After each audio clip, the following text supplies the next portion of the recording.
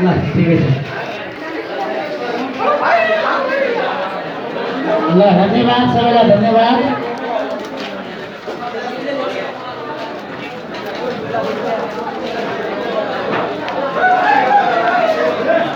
लाने गऱ्यो होला भाइहरू सबैजना एकदम आनन्दले शान्तपूर्वक बस्दिनु होला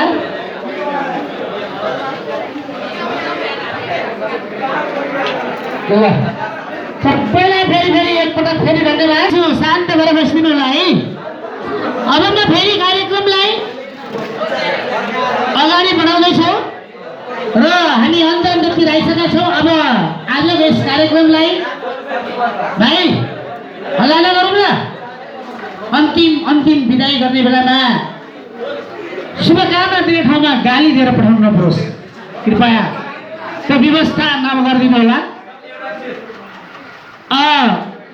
अब म आजको यस कार्यक्रमको अन्त्यतिर आइसकेको छु अब हाम्रो दुईटा यता सभापतिबाट कार्यक्रम समापनको कार्यक्रम त्यसपछि हाम्रो अलिकति भाइहरूले खानेकुराको व्यवस्था गर्नुभएको छ र त्यसपछि हामी